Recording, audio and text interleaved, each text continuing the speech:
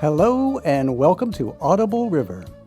I'm Alan Rice, and I am very happy to have with me Reverend Dr. John R. Mabry, who is a pastor in the United Church of Christ, is the author of more than 40 books on spirituality, theology, and even some science fiction and fantasy. Also known as Pastor John, he currently teaches comparative theology at the Chaplaincy Institute and Interfaith Seminary in Berkeley, California, and he has a private practice providing spiritual direction to individuals. Hello, Pastor John. It's great to see you today. Well, thank you, Alan. It's so good to be back. I noticed that the reggae beat in your intro music, it was just kind of perfect since we'll be talking about Rastafarianism today. Okay. Oh, yeah. Well, right. I'm looking forward to that one. And so, just to recap, we've done two other episodes where we went to the roots of Eastern religion, and we talked about those, coming forward, and we went to the roots of the Western religions. And now today we're going to kind of pick up where we left off and get more current with more recent religions that have developed, right? Yeah, indeed. We're going to start in the medieval times and come up basically to the 20th century. These are mostly Western religions, but they were, smaller religions, smaller sects that we didn't capture in the first two. Okay, all right. So, and then also too, another recap is you. Alan, you froze. Okay. All right. Can you see me now? Yes. Uh-huh. Okay, good. Okay, so in the past episodes we talked about. I mean, you're an expert in soteriology, and that's kind of be the focus of our religious discussions today. And just really quickly, what is soteriology?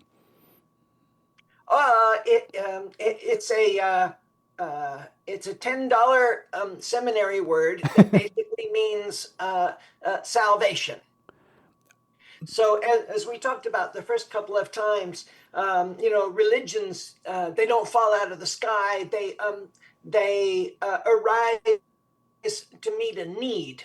And so every religion sees a basic problem with human nature and devises a way to fix it. So with every tradition, we kind of have to say, what's the problem? Okay, right. And then how do we fix the problem? So just looking at religion in general, we're talking about a way that we are looking to solve a problem that's really bothering us as a culture, as a people, as individuals, or whatever. And so the religion that has the answer. So yeah, that makes sense. Okay. And what's fascinating is that no religion sees the same thing as the basic problem with human nature, which is so unusual. People often say, religions are all basically the same. No, they're not. They're trying to solve very different problems. Okay. So, well, on that point, I think that there's a way of looking at religions in general, like what you're talking about, as all these different problems. And since we're talking about these many different religions, what's appearing in my mind is like you got the smorgasbord of all the things you could face, and then you got a religion that can answer that. And so, but if you put it all together, could that be like a catalog of answers? Is that what we're talking about here? Well, yeah, and I think people gravitate towards a religion that provides an answer for their particular problem. Ah, of course, right. So what's really bothering me? What do I think is a problem with the world, with the other people? I think that's kind of how we start, and then we look at ourselves. But and then we find a religion that goes, "Hey, these guys, they got the answer." Right. Exactly. Yeah. So, why am I such a mess? Why are you such a mess? And we have different ideas about that. Yes. Because we're messes in different ways, of course. Oh, yes. Yeah, yes. Interesting messes. And so where do you want to start today? I think we've got a little list of religions. And so I think the first one that you had sent me to talk about was, let me see if I say it right, Kabalah? Kabalah. Yes. yeah. Okay. What is that? I like to work chronologically. So Kabbalah it's kind of different people put the emphasis in the different syllable. It could be Kabbalah or Kabalah.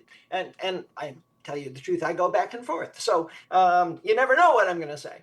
But let's talk about Kabbalah. Uh, Back in the second, third century, there arose in Judaism a variety of mysticism called Merkabah mysticism. Oh. And Merkabah means chariot. And so,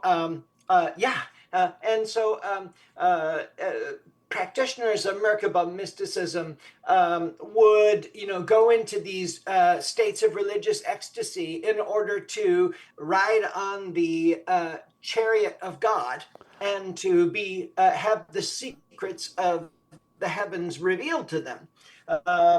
And so over time, Merkabah got influenced by Gnosticism and Neoplatonism and a bunch of other different philosophical movements, and kind of morphed into what we think about as the Kabbalah today. And it really culminates in this book called the Book of Splendor, the Zohar. And it's kind of a commentary on the Torah, but especially the book of Genesis. And it was, legend says it was written by this rabbi back in the second century, but probably more accurately, it was written by Moses de Leon, a Spanish Jewish mystic in the 13th century. The Kabbalists, they are definitely centered within Judaism, but they have a very different orientation. It's a very mystical orientation. And in fact, it's so kind of it's so mystical. It's so strange that you aren't really allowed to study Kabbalah in the Jewish tradition until you've reached a certain age and level of spiritual maturity. The Kabbalists describe God as Ein Sof, which means the great nothing. Oh, wow. Yeah, and what that really means is not is that that God is no thing. Oh, I get it. Nothing that doesn't exist, but it's not anything that Right. we can describe as a thing. No created thing and nothing that we can describe. Okay. All right. Yeah, it's That's kind of like the Tao that can be described in words is not the true Tao. Same idea here. okay. And the Kabbalists have a roadmap to the universe, and it's called the Tree of Life. And there are these 10 Sephirot, which are divine emanations, or aspects of the divine that are radiating from the divine being, from the divine self. And these emanations are actually universes within themselves. And we actually live in the lowest of these emanations, Malkuth. And so the Kabbalistic mystic, through various forms of meditation and prayer, ascends from one world to another, and gains greater and greater spiritual purity and union with the divine, as they ascend this ladder, they climb up this tree of life. And so, it's very similar in that way to Neoplatonism, where you've got the most rarefied spiritual reality at the top, and then you've got the nasty material world at the bottom, and all of these different gradations in between. And of course, Gnosticism is exactly the same that way. So this is definitely influenced by this stream. So with that background, let's ask our perennial question. What's the problem? Say it with me. Okay, what is the problem? What is the problem? The problem is that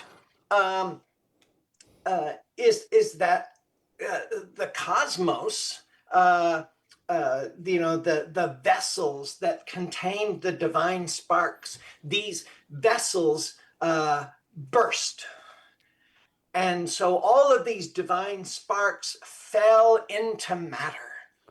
And so you might think, boy, that sounds an awful lot like Jainism. And yes, indeed, it is very similar in that way. So the Zohar says there was this breaking of vessels, and the fragments of the vessels fell down into the various worlds, the different sephirot, and the light of God withdrew upwards, and it says the worlds were in ruin. Oh, wow. So, like, something happened that precipitated this thing? Yes, something happened. We don't know what. Okay. All right. Okay, go on. Yeah, it's just it just happened somehow. Okay. It's not our fault. Okay. So, phew. Sounds a little like the Big Bang. Well, yes, it does actually, and I think other people have made that comparison. But anyway, so and so because the cosmos is in ruin this way, we are in metaphorical exile, and of course this maps directly onto the Babylonian exile of the Jews. And so all of that language about being in exile and wanting to return home, wanting to return to the Holy Land, to Zion, all of that imagery and language comes into play here. And part of this brokenness of the universe is that humans are born with what's called Yetzer Hara, or an inclination to selfishness. And we forget our true nature. So it isn't just we who are in exile, but in fact, the Shekinah, the divine presence, is also in exile, because as long as the world is in tatters, God is in tatters. So God closed the door. Okay, should be better now. Okay. So you were saying, okay, let me recap on that.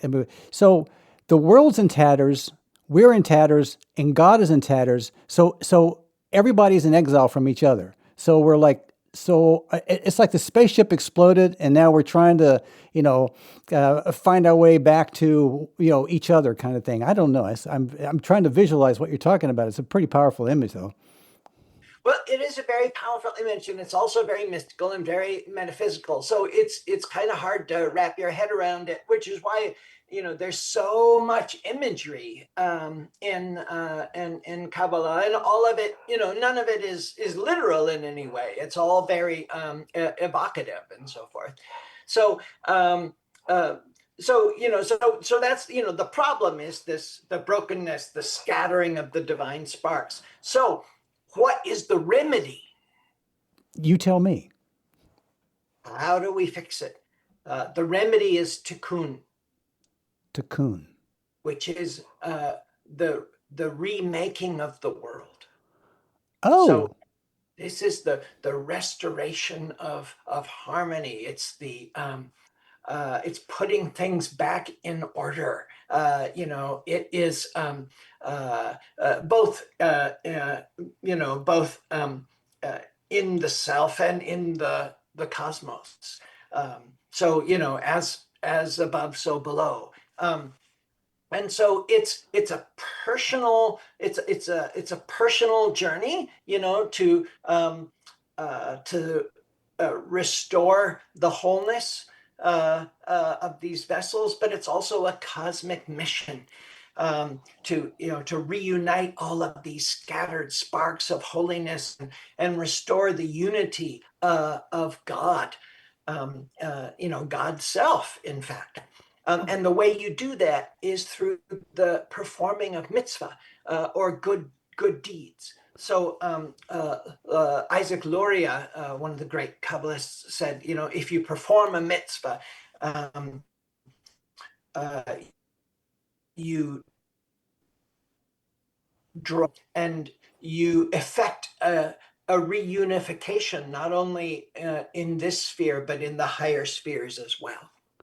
So let me And just so, okay, go ahead. Well, anyway, yeah. no, I'm going to recap here for a second. So I was just tripping on the fact that you're talking about, we as humans in this world are actively helping to heal, to put together, to reunify in our mitzvahs, our doing of kindness, I guess, our good deeds, that we have an active role in putting things back together, and it isn't just God's will that's just directing everything.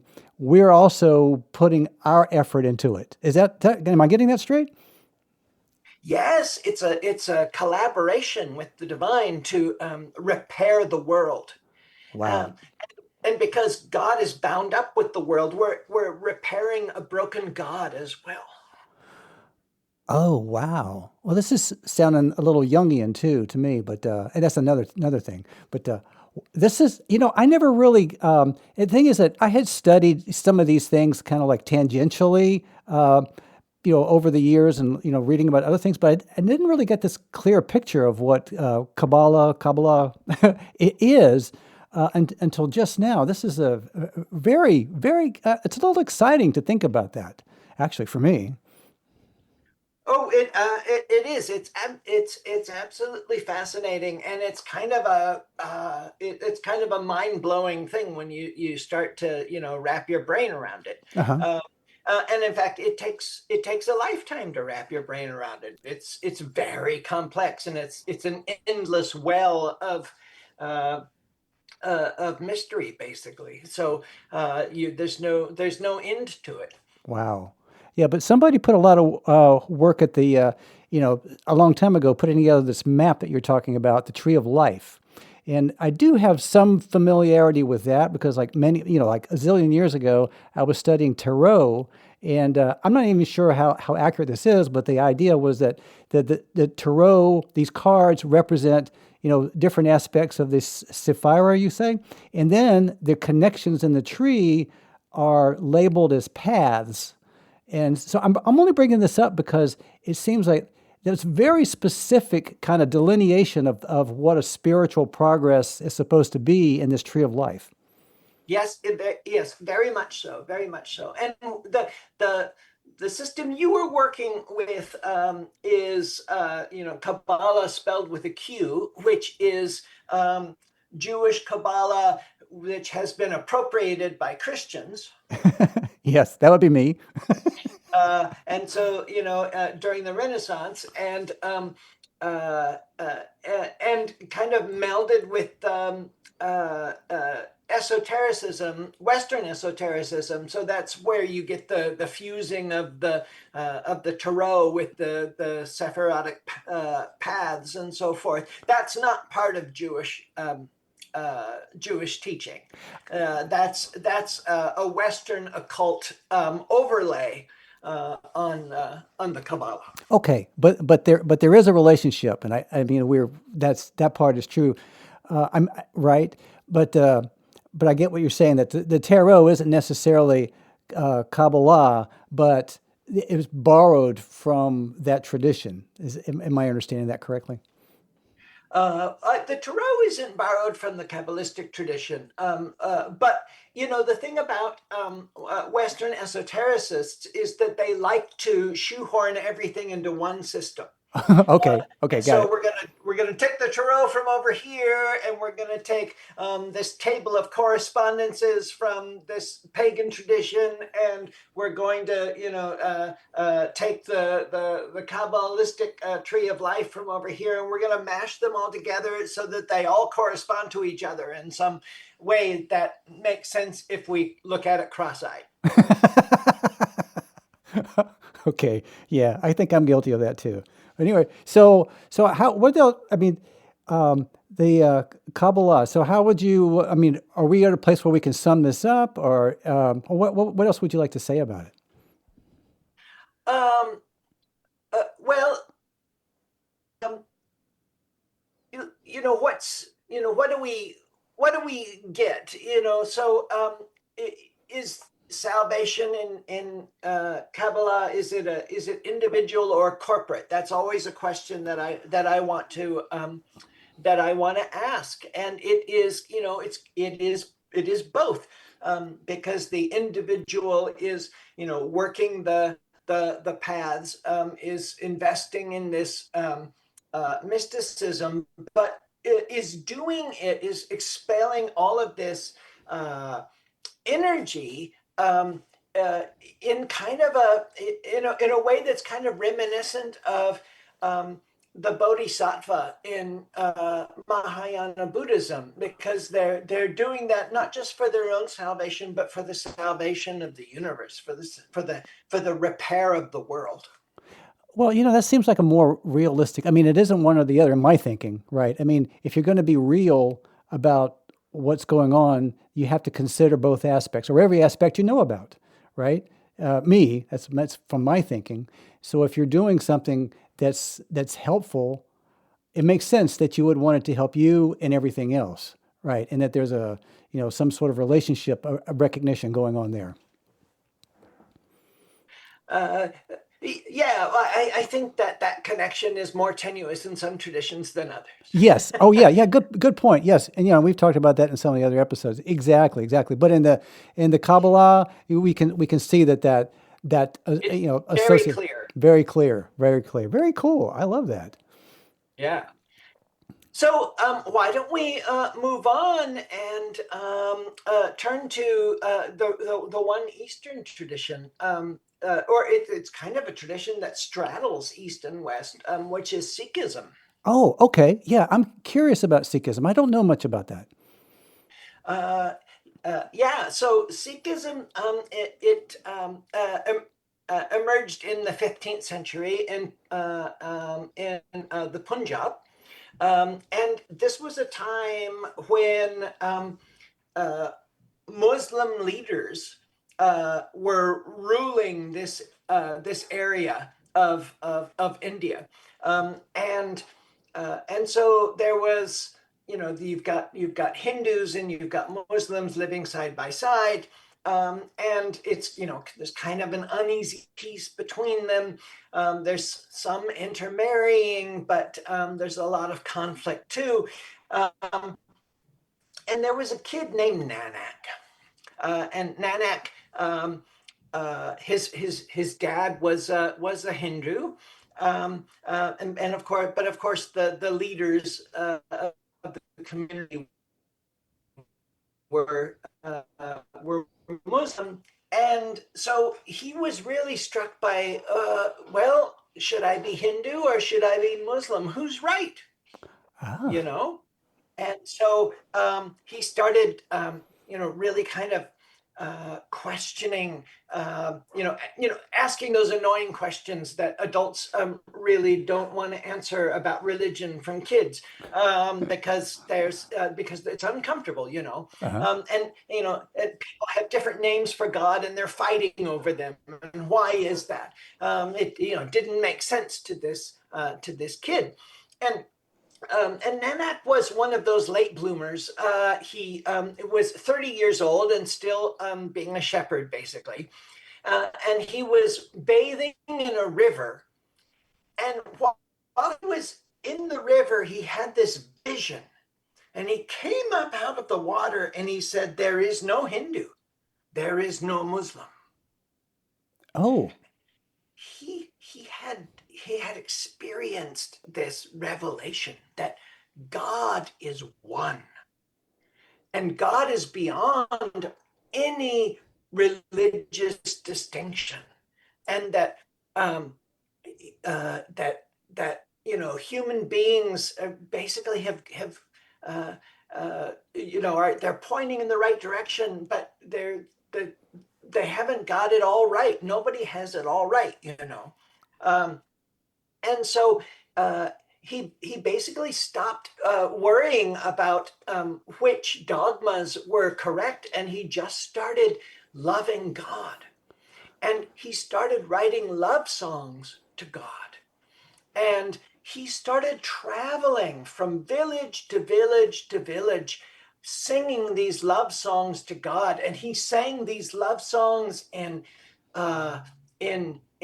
Muslim villages, and he sang them in Hindu villages, and he sang them in every village that he could find, people of all different faiths, and he didn't try to convert them to anything. He didn't try to convince them of anything. He just shared the joy in his heart through song and invited them to join in. And he took their songs from their traditions, and he learned them, and he taught them to people of other faiths, and it became an interfaith movement. Wow. Has there been an interfaith movement like this anywhere that is this like the first one? Or, I don't know. You're the expert. Tell me about it. This is an amazing story. It is an amazing story. But, so the problem with this is that once you have a community, the impulse in the community is to nail down what we believe. Yeah, of course. Yes. Because they're identifying as a group now. After Nanak passed on, yes, exactly. After Nanak passed on, they were not so. He was really holding the interfaith line. But after he passed on, people were wanting something more solid to hold on to. They wanted some structure, they wanted some doctrine, and so forth. And so subsequent gurus, they continued writing their love songs to God. And if you read the Granth, their holy book, it is one of the most sublimely beautiful scriptures on earth. They're just love songs to God. They are amazing. Mm-hmm. But what started to creep in over the years was more and more, doctrinal distinctiveness. Things that, so it gradually evolved from an interfaith movement into a religion of its own. Okay, all right. Well, that's human nature, isn't it? It's sort of like it's bound to happen with the way we do culture. It's sort of. But because it is a curiosity to me about how that happens, though. I sort of take it for granted that it probably will happen, but it is still curious to me that it does happen. Oh yeah, it happens everywhere. The Interfaith Seminary that I teach at, we've had students begging us to define an interfaith theology for them, and we refuse. We say the moment we do that, we stop being interfaith in any meaningful way, and we become a cult. We become this weird thing that's just us.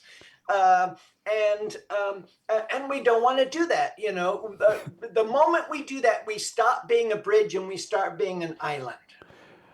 Yes, of course. Right. Yeah. So you said it's very interesting. Well, you have to be very disciplined. I'm talking about you and how you teach and how your personal philosophy and theology about how you approach these things. It does take some discipline to remain in that respectful awareness of these different paths.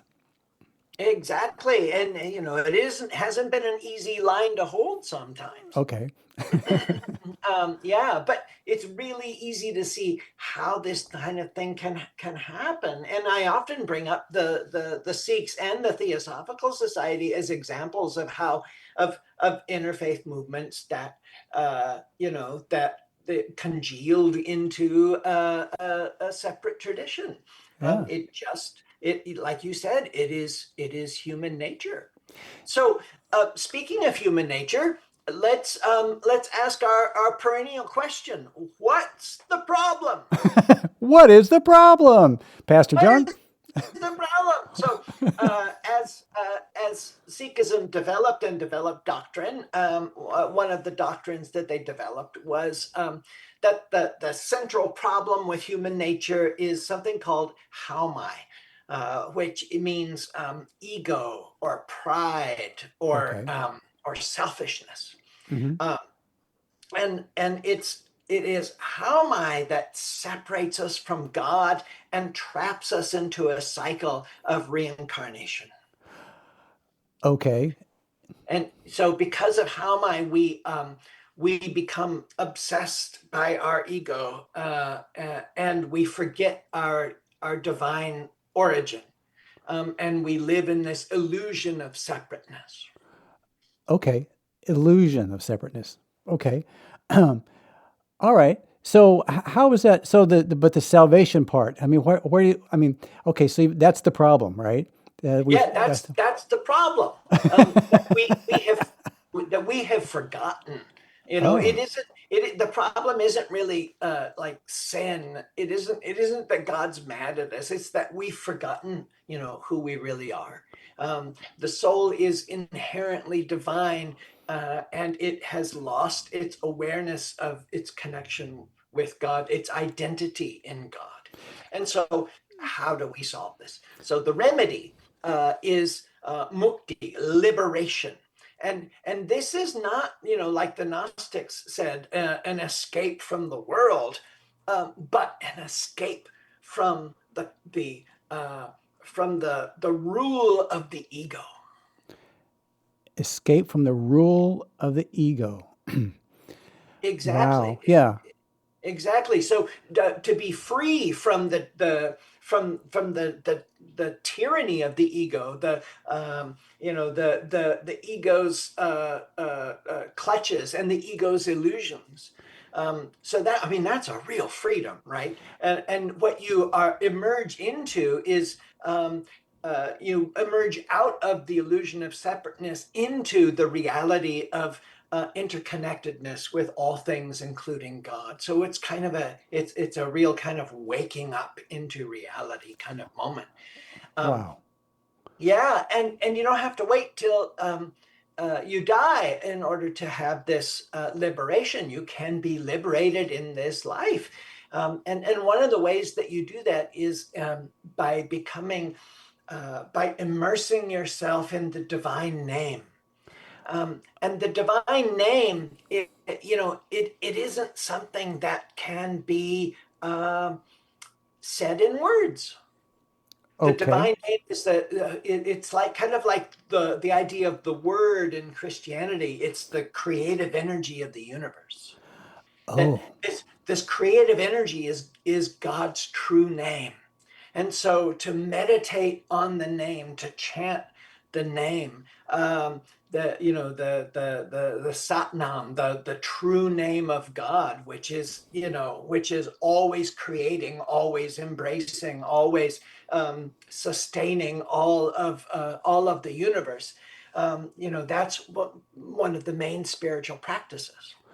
Okay. So if you're focusing on the name of God or the essence of God or whatever it is you're identifying as as this perfect reality, being, coordinating force and source, that's going to draw you naturally out of your ego prison.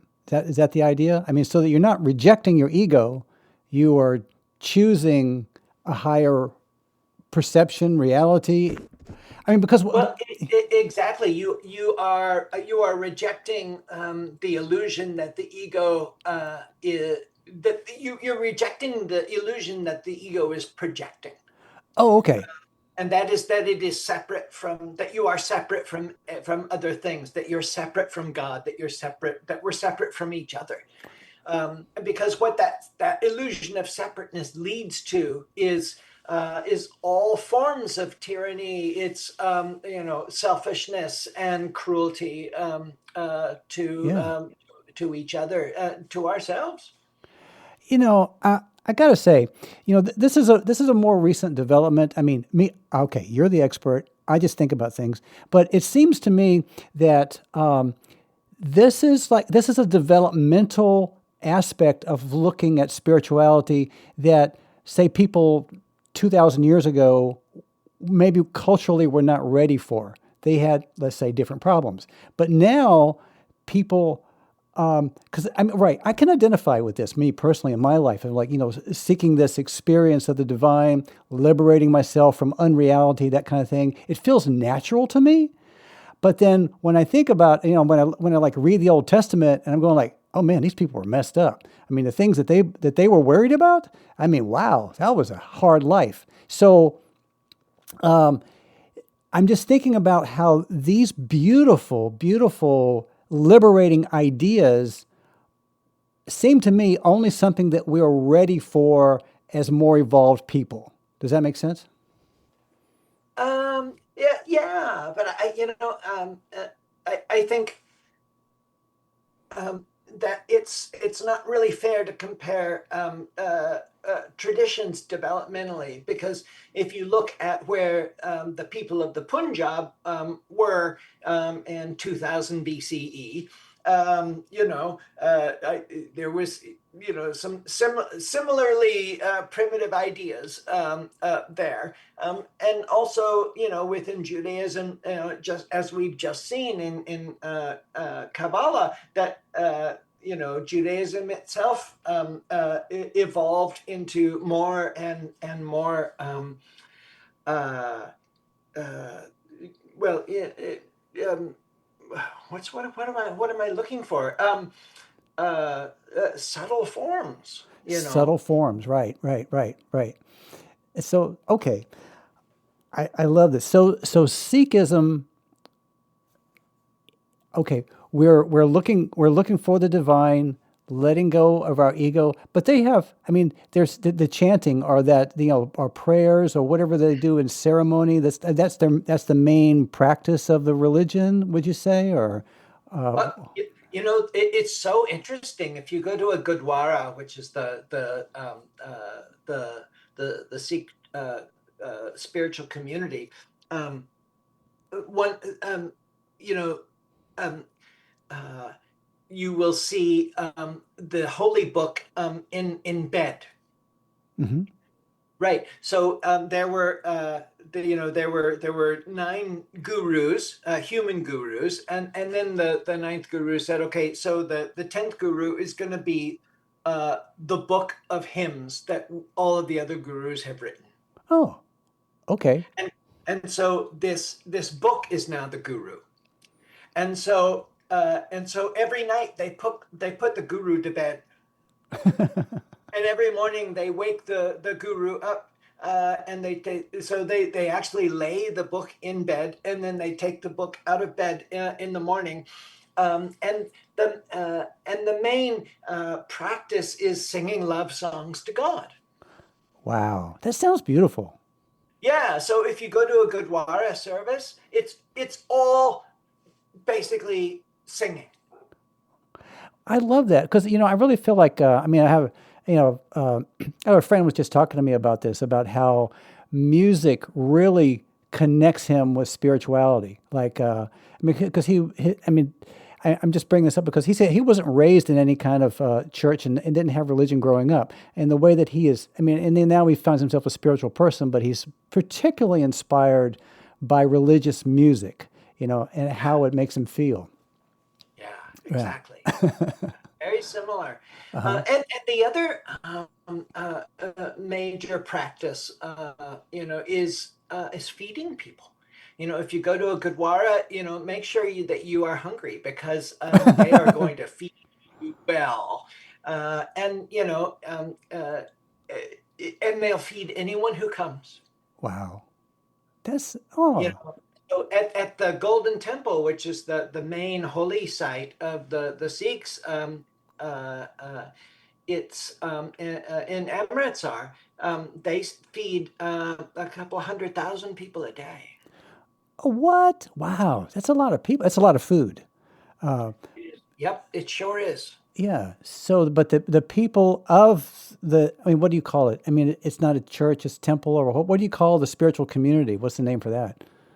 The Gurdwara. The Gurdwara. So the people of the Gurdwara are all contributing to this great feast for everyone, right? Wow. Yes, That's yes. amazing. And that's a spiritual practice, So it's so, when I went when I went to the Parliament of the World's Religions, there's this enormous room where, all day and all night the Sikhs are feeding people.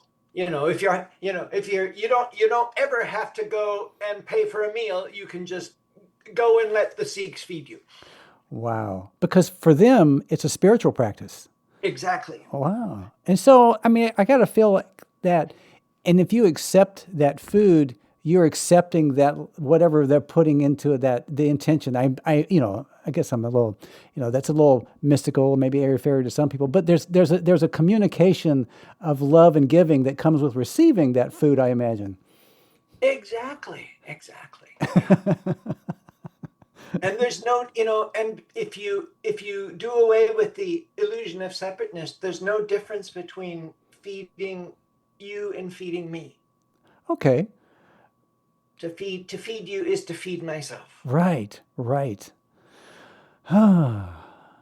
These are I love what we're talking about today. These are very, very beautiful thoughts. Very, very, very, very beautiful. Wow. Sikhs. So yeah, I want to go to a Gurdwara one day. So I'm going to check that out. Oh yeah, don't miss it. And so, is this an individual or a corporate form of salvation? It's both, because it's something that you are working on yourself, but that what you get from this is a dissolving of the illusion that there is any separate you, and so everything is corporate. Right. I see that. Okay, right. Yeah. So your own liberation comes from realizing that you're not separate. Right. I mean, there's so many, Exactly. gosh, but there's so much to get past. I mean, there's so many fears that we have of each other. So much, there's mistrust and, all these things, these judgments that we have that we have to overcome about things we don't understand with other people. Wow, it's a long journey, I think, for us to get to that liberation you're talking about. But the food sounds good. It does, and it is very good. I mean, I'm partial to Indian food myself, so it's like, what could be better? Yeah. Yes. So, I know you're going to have to do some editing. So, can we take a quick timeout? I have to check on my dogs. Guys, Alan, you don't want to do any editing, but there we go. That's okay. I just hit pause. Now we're back. Yes. Okay. So, are we ready to move on to our next topic? Our next religion of the day? Let's do that. Let's talk about the Baha'i Faith. Ah, the Baha'i Faith. Yes.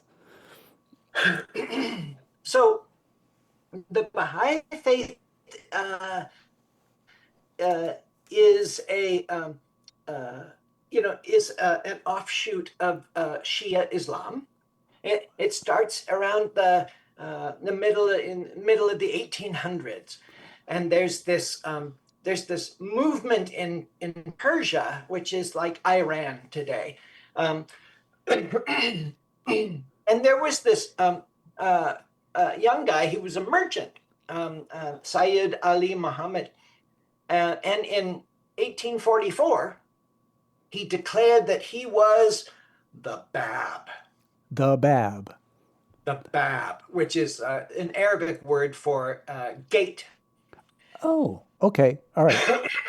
And so he said that he was like a forerunner of a divine figure who was greater than himself, kind of like John the Baptist in the Christian tradition. Right. Yeah, I was just And relating to so that. there was going to be one, so there was going to be one who was after him away for that person. So, And so so the Baptist, yeah, just sorry, just yeah, you cut out a little bit there. So the Bab was a forerunner. He was announcing that he was the like someone was coming after him that was greater, and so that was a big part of his message. Okay. exactly. I mean, that was Moses' message, basically. Yeah, that this divine figure was coming, um, and uh, and his teachings, like, they really kind of caught fire, which was not, which the the Orthodox Shia Muslim leadership wasn't at all happy about, because this is not Orthodox stuff. Yeah. Um, and in fact, there were thousands of followers, known as Babbies, Okay. um, and they underwent some pretty significant persecution, and in fact, the Bab himself was executed Wow. in 1850. But it didn't stop the movement. The movement kept on going, uh, and there was a guy who was one of the Babis. His name was Mirza Hussein Ali Nuri, um, and he um, proclaimed that he was the one that the Bab was prophesying about. Oh, that's And a so that's a big um, one. That's a big claim. it is. It's a really big claim. And so just outside Baghdad, he announced his mission, and he took a new name for himself, uh, uh, Baha'u'llah, meaning the glory of God, which is another big claim, about yourself. And he declared that he was just the latest in a long line of divine messengers. So there was Abraham and Krishna and Moses and Buddha and Jesus and Muhammad, and now Baha'u'llah. My goodness. So he's putting him. So he's bringing these individuals from various traditions who are recognized with some level of divine revelation, but from oh, that's really interesting. So, but you're saying that these people had come out of the Shiite branch of Islam, and yet he is referencing divine uh, figures from other religions and traditions as his predecessors. Yes, and there's some precedent for this in Islam, because Muhammad said that Jews and Christians were also people of the book, that they, that Moses was a true prophet, and Abraham was a true prophet, and Jesus was a true prophet. And then Muhammad was the seal of the prophets, was the last prophet that God would send. And so and so Baha'u'llah was just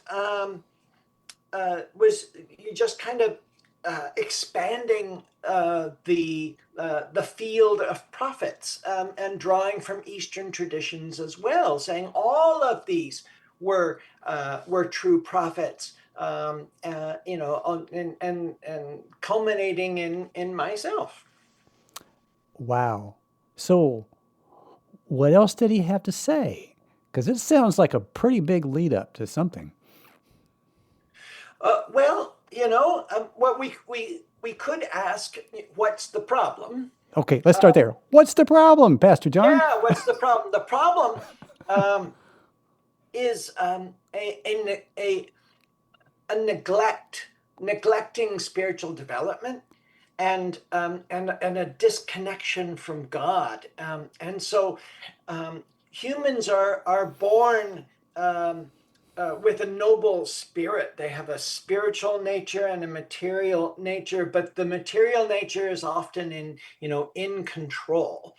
And so this causes suffering, and it's the cause of suffering isn't really sin, but it's forgetfulness of one's divine origin, and the purpose for which a person has been born. So materialism and prejudice and selfishness, these are all things that hide us from the face of God, from the light of God. And so the remedy to this is to intentionally turn towards God, and to recognize his manifestations in earlier ages, and to recognize his manifestation in the current age, and to align one's will with the divine will. And so there's this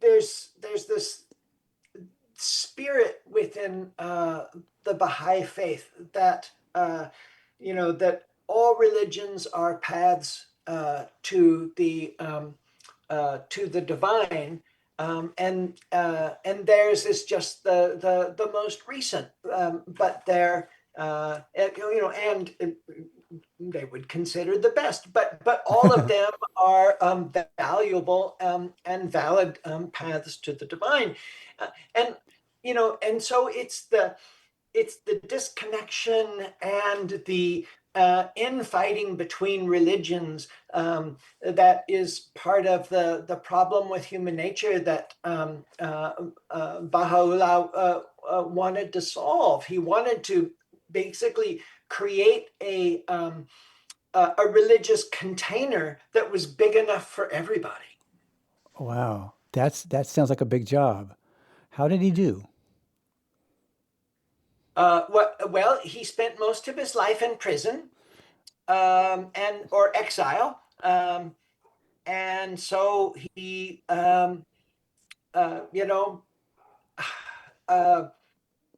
his effectiveness was limited by that, unfortunately.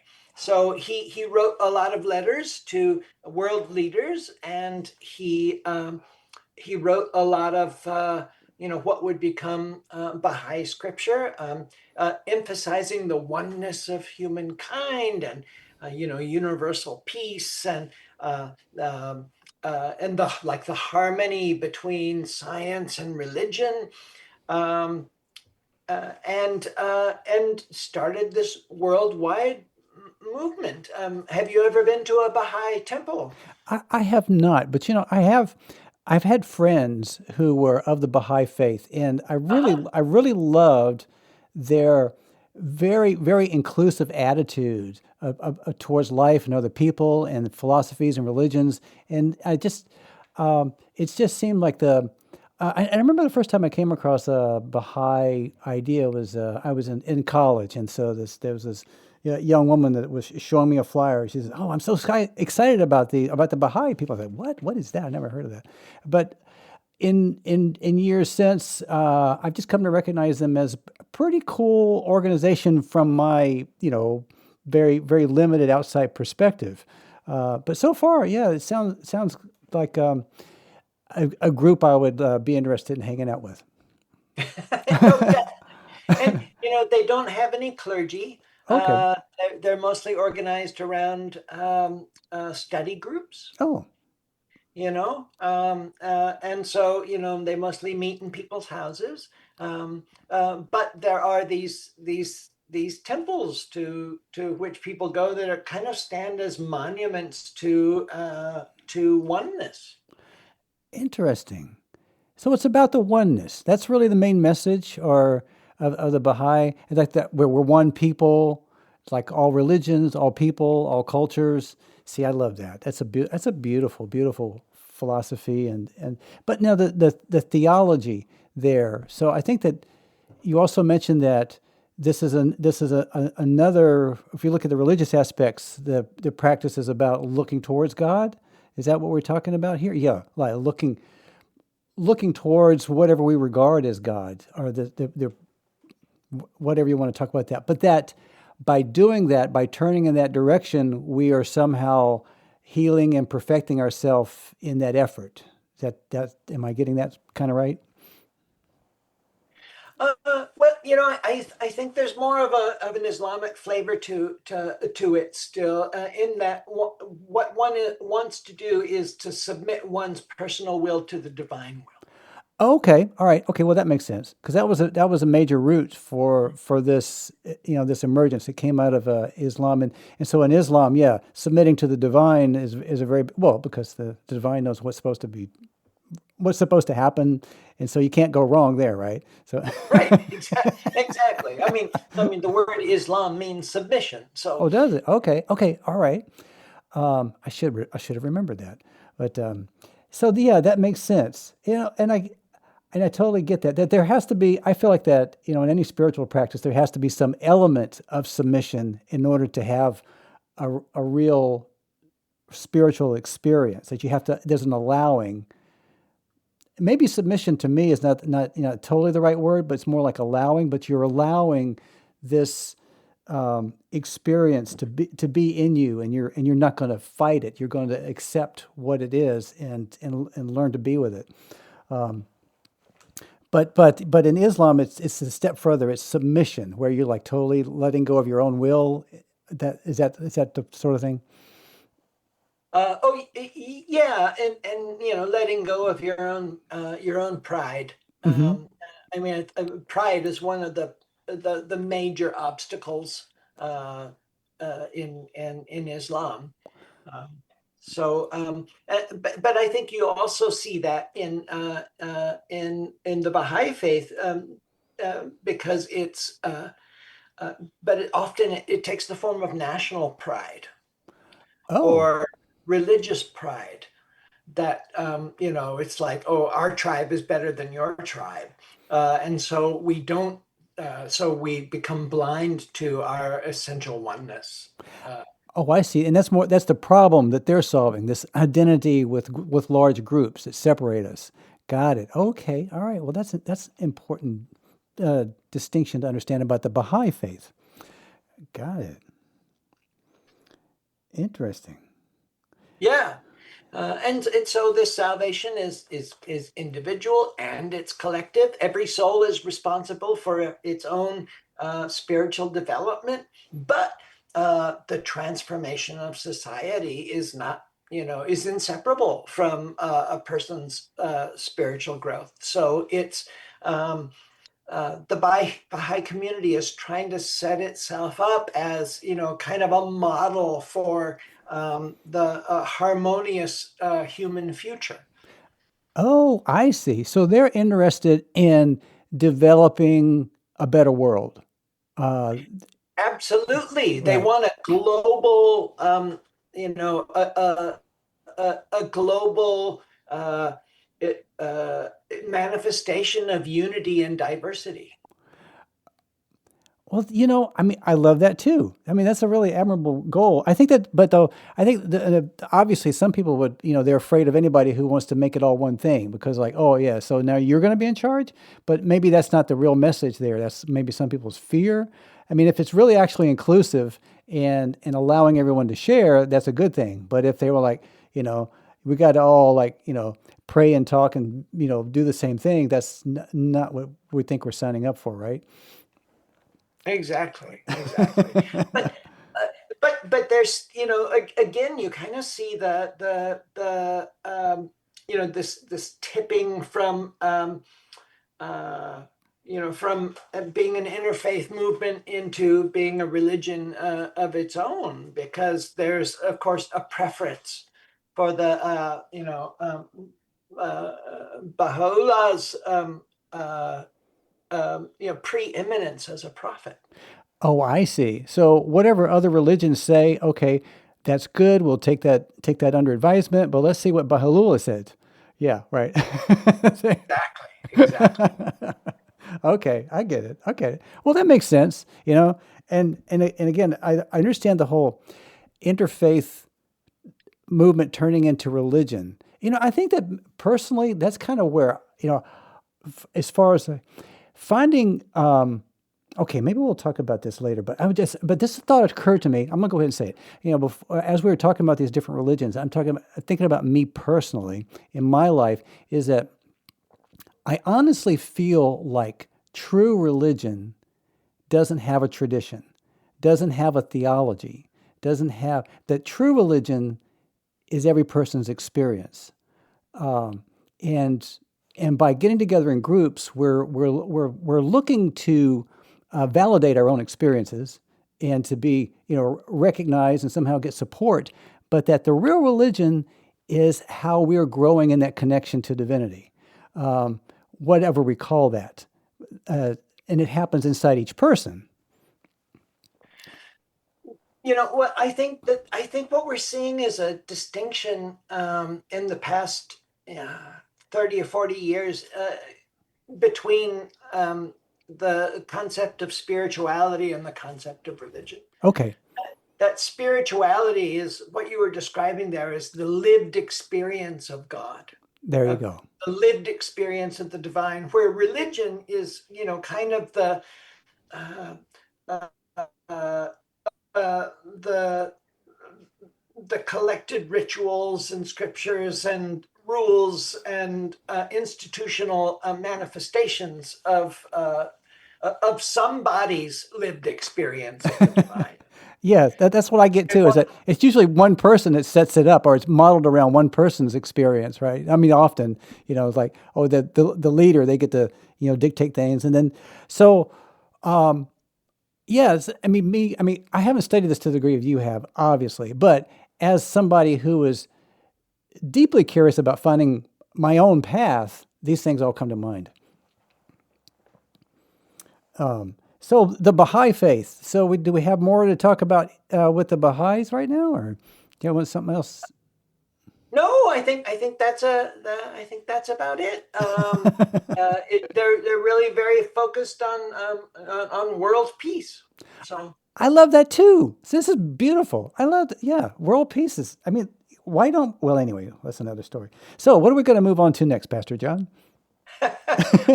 well, let's talk next about the Latter Day Saints, AKA Mormonism. Okay, yes, let's do. Now, I know a little bit of. Uh, I lived around a lot of Mormon people. I never actually been to a Mormon service, but I've learned a little bit about what you know how Mormons, you know, the culture of Mormons from being around Mormons. So, what? How did this start?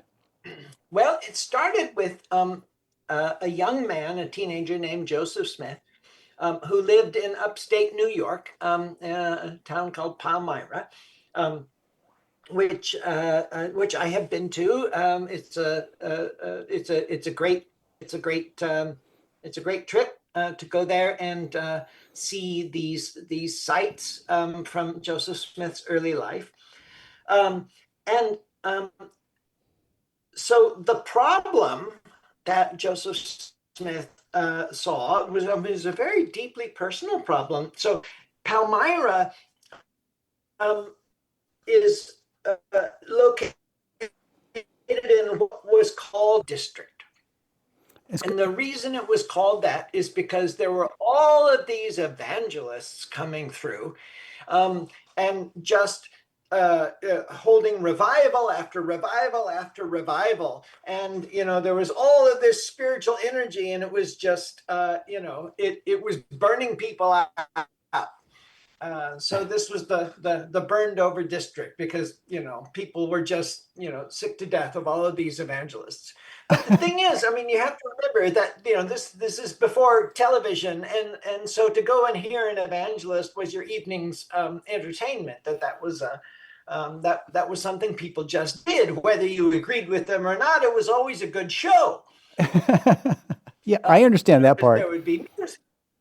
Sometimes people would get healed, and sometimes it was actually very moving. So people love to turn out for these things, but There were Calvinist evangelists, and there were Methodist evangelists, and there were, all of these different denominations, and he was very confused. Joseph Smith says, I want to be faithful. I want to pick the right one, but I don't know which the right one is. And that's the basic problem at the core of Mormonism. Okay.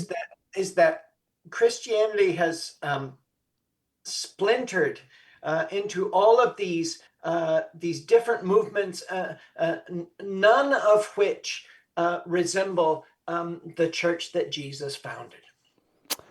Yes. Right. Right. And so Joseph has this vision where he actually meets God the Father in human form. And God basically tells him, he asks him, which church should I join? And God says, oh, don't join any of them. They're all wrong. And Okay. he says, but just keep praying, stay faithful, and I will reveal the truth to you. And so an angel comes to him next, Moroni, and says that there is a record of an ancient people that will be revealed to him.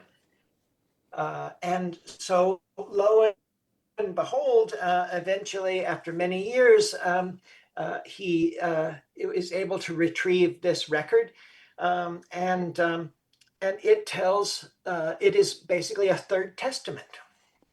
Interesting. Yes, and it tells the story of these Jewish people who build an ark and travel to Central America and proliferate and divide into different sects and fight each other. Sometimes one side is faithful and the other side is not, and vice versa. Much like the history of Israel and Judah in the Hebrew Scriptures, and eventually when Jesus comes and to do his earthly ministry, and he ascends into heaven. Where did he go? Well, he descended in America, and he taught these Jewish people that were basically the Native Americans, and he taught them the gospel and revealed himself as the Son of God to them, and then ascended again. And this record was buried, was written down on golden plates and buried in a hillside in Palmyra for Joseph to find. And so the problem really is, which church is right? And Joseph is very influenced by what's called the Restorationist movement. So this is a Protestant movement at the time that sought to restore the church to the most primitive way of being, the way that the apostles did it.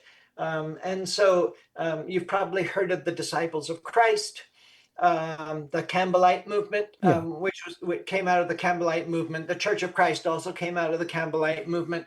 And these are restorationist churches. These are trying to get back to the most basic form of Christianity. And some of Joseph Smith's early followers had been Campbellites.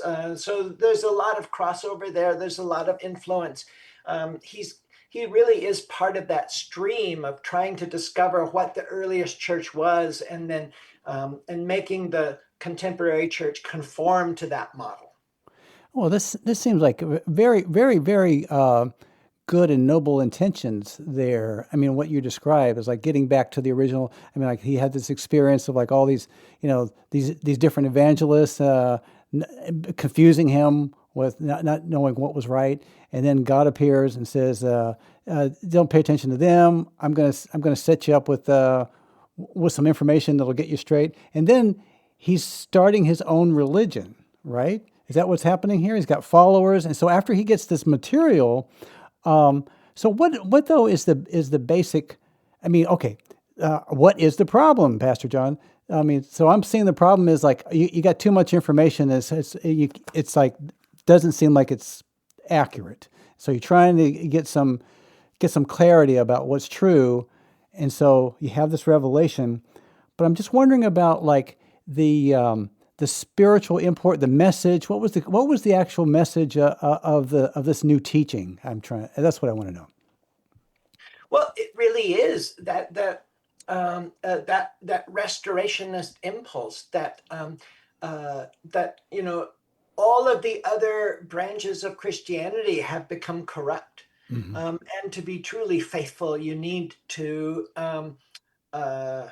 you need a purified church. You need a church that conforms to the model of the early church. And so this, and this is it. This is that church. I mean, that was the promise of early Mormonism. So this is, if you want to please God, you have to choose the right church, and we're the one. Okay, all right. And what, one of the things that makes us really distinctive is that we've got this third testament that really kind of shifts the whole context from the old world to the new world. Oh, I see. Right. Because Joseph Smith, he's an American. I mean, he's born and raised. I mean, his culture is all New York, and so now he's got a religion that's based in this part of the world, which okay, got it. Oh, that's an important distinction. Yes. And this isn't a really new idea. There were a lot of people who were saying, well, I wonder if the Native Americans are the lost tribes of Israel. There had been several books published along that way. So for him to come across a sacred text that actually affirms that, okay, and tells the sacred story of those lost Jewish people, and to connect it with the people of the land here, that they're one and the same. I mean, it's kind of a great kind of unifying vision. It is, but something I hadn't thought about before. I mean, did Joseph Smith and did the early Mormon Church have any relationship with the native people of the country? I mean, did they? I mean, it's just a question that I have, because if they're saying that, okay, these people are descendants of Hebrews or Jews or whatever that had come over in a boat, well then, who are they now? That's my question. I mean, don't you want to get to know them or go talk to them yourself? Yeah, you would think so, but no. I mean, I think. I think fear of the native peoples was just as great among Mormons as it was among other settlers at the time. So, okay. Yes. So too much. There was a lot of conflict was going on between the cultures at that point, right there. Okay, got it. Totally. Now there were Mormon missions to what they called the Lamanites, the native peoples. Oh, okay. But they were never very successful, as you might expect. Yes, as an outside observer, yeah, right. I was like, well, that's probably not going to work. But uh-huh. But the Mormon Church is very big, has many members now, is very influential. And so they obviously has something going on there. They're very successful as a religion these days. Oh yeah, and it's a very, in some ways, it's a very insular, kind of community in much the same way that a lot of fundamentalist evangelical cultures are. They're very similar cultures in a lot of ways. Okay. In some ways, the Mormon faith is, there are ways in which they're more relaxed because they allow dancing and have no problem with rock and roll. Whereas a lot of fundamentalist evangelicals that would never fly. But there are lots of ways in which they're much much more restrictive as far as what you can eat and drink and what the requirements are to be a member in good standing. I mean, you have to submit your tax paperwork and you have to tithe 10% of your gross, and you have to prove that in order to keep your temple recommend and so forth. So and this is part of why there's been such tremendous growth and why there's been such an accumulation of wealth among the LDS Church, because they really kind of enforced this level of tithing, this level of giving within the faith. But let's talk about more metaphysical things, because Joseph Smith, started off, his faith started off as being, very similar to Methodism in a lot of ways. But he kept getting revelations because he was the prophet now. Okay. And he kept getting revelations that kind of took it further and further afield from, kind of normative Orthodox Protestant Christianity. So, for instance, God the Father has a physical body. Oh, okay. And there is a God the Mother. Oh, interesting. And we are all their spirit babies, basically. Okay. And there's this, one of the reasons that Mormons are encouraged to have so many children is, to get as many babies out of the divine holding tank, spirit holding tank, and into good Mormon families as possible. Because the goal is deification. Deification of ourselves, of the world. So God the Father used to be a human, just like we are, on a planet called Kolob. And as man is, God once was. As God is, man may become. This is an aphorism within Mormonism. And so God the Father followed the teachings of his God and ascended to godhood and was granted his own universe, and we now live in that universe. And now it is our privilege, if you're male, our own universe one day. So we could have our own universe one day. And to become God. But we have to go through this whole, spiritual progress. We have to grow. We have to do these. We have to follow the rules, whatever, in order to eventually become a god.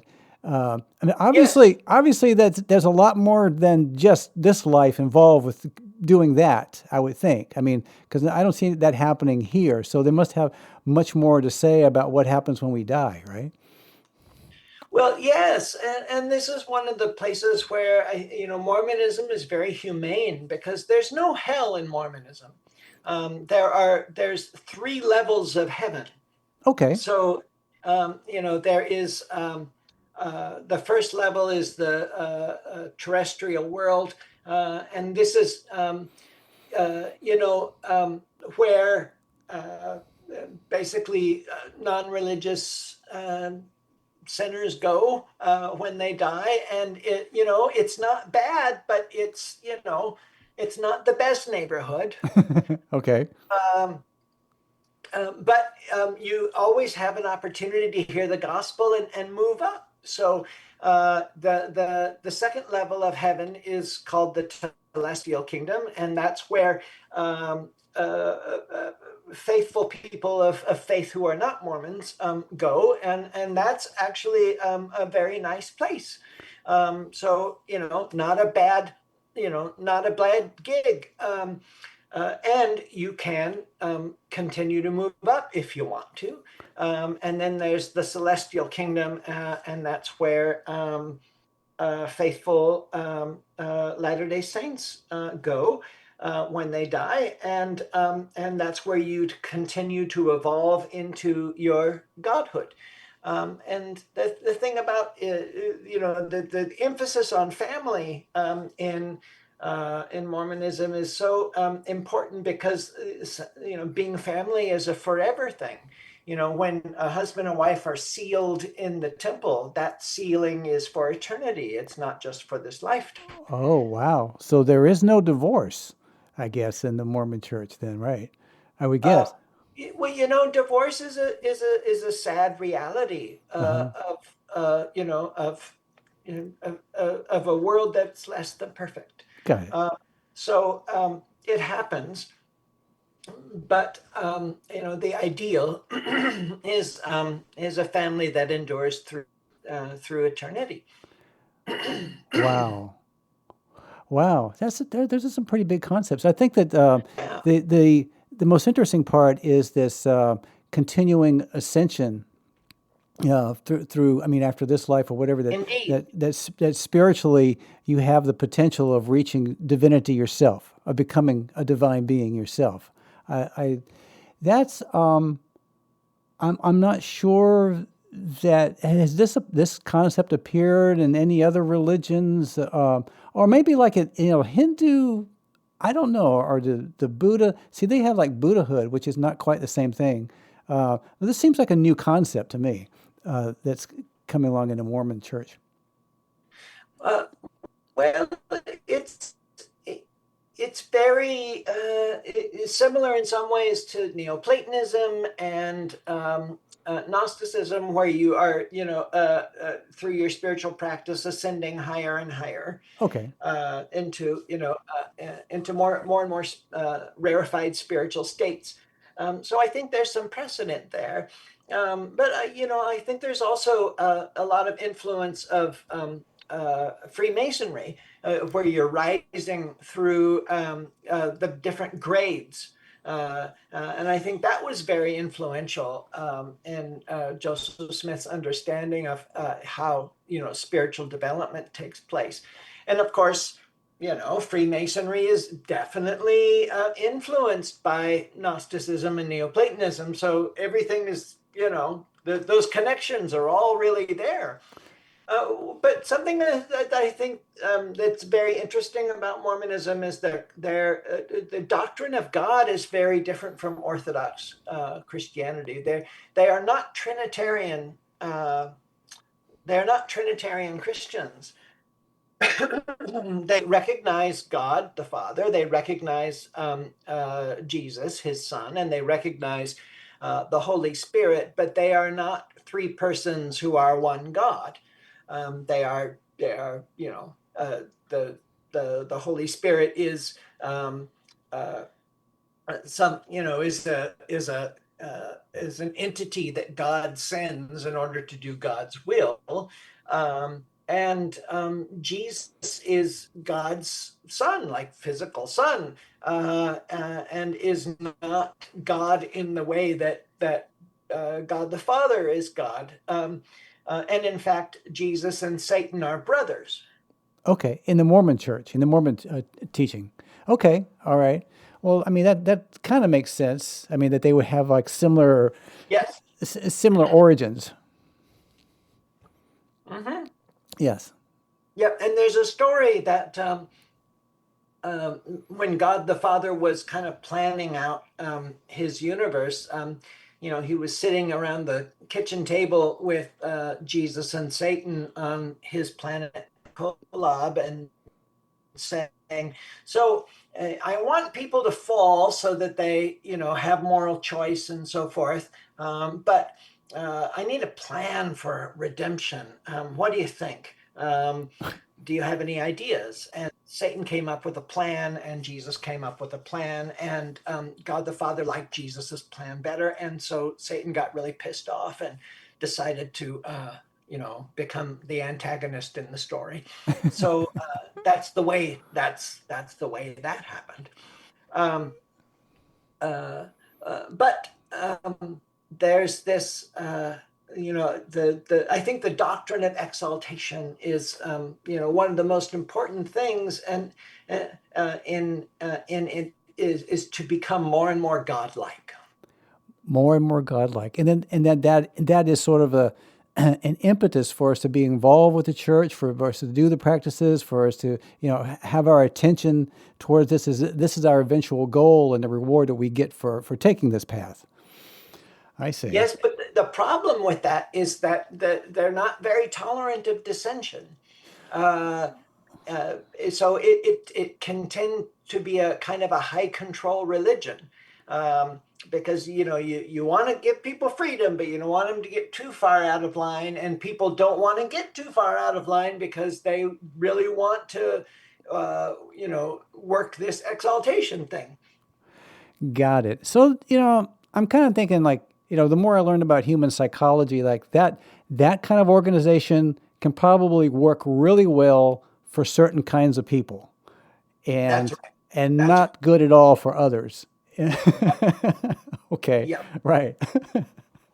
Okay. Yeah. Yeah. Well, so shall we move on and Yeah. talk about another group that that we might call heterodox Christianity? Let's talk about Jehovah's Witnesses. Oh, okay. Yeah. Interesting. Yeah. Let's do that. Yeah. So how did they get started?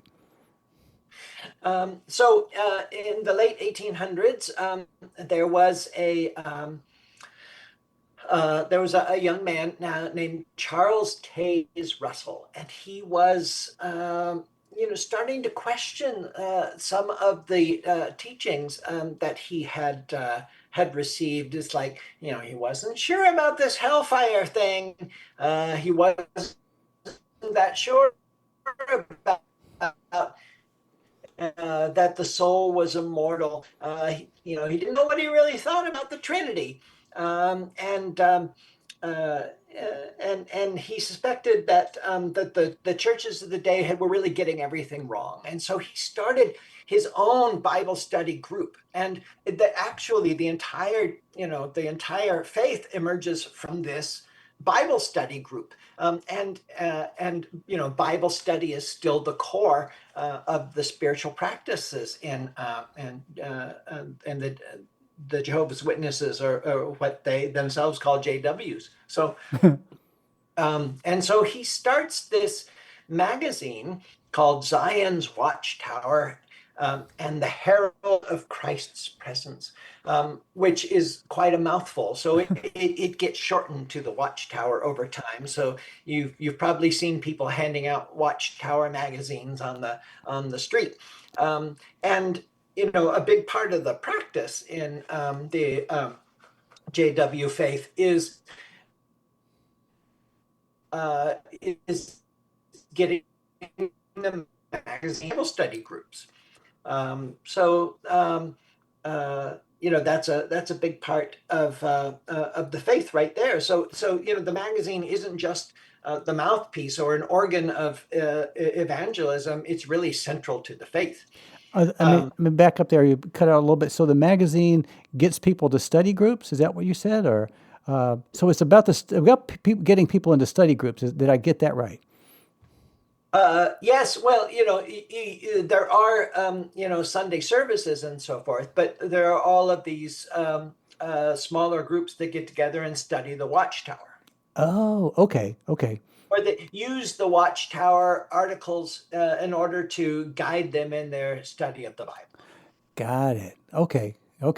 Right. But Yeah. but they're small groups, right? I mean, the real operation of what you're saying is the real operation is in these small groups that get together and kind of talk over together, the content of this article, and then read Bible verses and get to the what they might call the real meaning of what they're reading? Am I tracking on that? Yes, but it's a both and. So you've Okay. got the large group of the Kingdom Hall, Okay. which is the congregation, and then you've got the small group. So very similar to Methodism. Oh, The okay. method of John Wesley was that you've got the church, but you've also got smaller group meetings. Got it. Okay. Okay. All right. And then so now so what's the main difference? What I mean, like in the belief. So first of all, you're saying, okay, what year are we talking about here? When was this starting? I think I missed that point. Oh, this is, he started the magazine in 1879. 1879. Okay, right. And so he was having some issues with, yeah, I think you said like, I mean, certain Christian beliefs, right? And so then he gets into studying the Bible himself, Exactly, and, exactly. and develops his own interpretations and said, "Oh, the Bible doesn't say that; it says this," kind of thing, right? So, so then these interpretations that he have, these become, and the magazine articles that he publishes based on his interpretations, this becomes the the foundation of the Jehovah Witness religion. Am I following there? Yes, Okay. Oh, yes. okay. And this is an Advent religion in the same way as like the Seventh Day Adventists, and it comes out of that stream in that they are expecting the imminent return of Christ. That we are living in the last days, and Jesus is going to return at any moment. And in fact, the Watchtower set a date, and they said 1914. That's the day. That's the this particular day in 1914. That's when Jesus is going to return. Um, and when that didn't happen, that was very upsetting to a lot of people. But they pointed to the First World War and said, no, no, no, you see, it really is the last days. So they had to do some backpedaling there and reinterpretation. And they, would set a number of different dates throughout their history. So, but there was, there's always some people. They always lose some people every time they get that wrong. Um, and well, so Russell dies, and this guy named Joseph Rutherford takes over in 1916, and they changed the name to Jehovah's Witnesses. I forget what it was before, but anyway, the name is uh, only adopted in 1931 in order to really distinguish themselves from other groups, and they emphasize the exclusive worship of Jehovah, which is God's, which was the name given to God as reported by the King James Bible. Okay. Uh, Right. Lots of Bible scholars would take issue with the fact that that's how it is to be pronounced.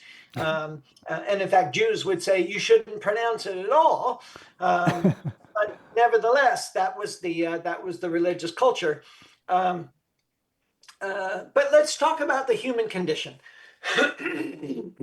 So the fundamental problem with human nature, according to the JWs, is this inherited sin that we got from Adam, and it results in death. And we are not immortal souls. We are mortal beings whose only hope for immortality is sharing in the is being resurrected by God, just like Jesus was. Like And so do you, the soul you mean doesn't actually survive death. the soul does? Are you talking about physically resurrected? I mean, like the material body's resurrected? Yes, yes, exactly, exactly. Um, and so Jesus in their system is not God. He is a God, um, so a lesser divine being, but he does provide his body as a ransom, not on the cross, but on a stake. So he's not nailed to a cross, he's hung on a stake. I'm not sure why that's really important, but it's frightfully important. You will never see crosses in JW literature or in any kingdom hall. And so Jesus' sacrifice ransoms us, pays the price for Adam's sin. And opens the way to everlasting life. It makes it so that Jehovah can forgive us. And if we have, but we can only we can only receive this forgiveness if we do everything right. If we if we obey the commandments, if we accept the teachings of the Watchtower, and so forth. So in JW theology, there is, when a person dies, a person is dead. There's no survival of the soul, but at the resurrection, the person will be recreated, and some people will be a small number, 144,000, will be received into heaven, but all of the rest of us who are to be saved will live a perfect life on a perfect earth. So this earth. So the earth will be made perfect for the rest of the survivors that didn't, make it, the 144,000. If you're not one of them, the earth is going to be perfect, made for you when you're resurrected after those end times. Well, you know what? I have to say that this makes, getting some clarity about the beliefs, because one of the things that I would, the impression I got really often from talking to Jehovah's Witnesses or friends or, relatives or whatever, is that they were, it was a deep concern to them about what you believe, because I got the impression that they were deeply worried about whether or not you would survive. And, That's right. That's right. And they're not worried about hell because they don't believe in hell. Yeah, but they don't want soul extinction for you, which is what would happen. They want you to be resurrected. So they want God to recreate you so that you can have eternal life. But because otherwise you just stay dead. Wow, that's to me that's a little bit scarier than hell. So I mean, at least with hell, you got some continuity of consciousness. You got some experience. You're going to have some kind of life, not one you want. But this whole thing is like, okay, if you don't get on the right track, you're just going to be done, and we'll never see you again. It's like, oh wow, that's right. Right. The position is called annihilationism. Yikes. Okay, that's pretty heavy. So I get it why people get really serious about trying to get you on the right track.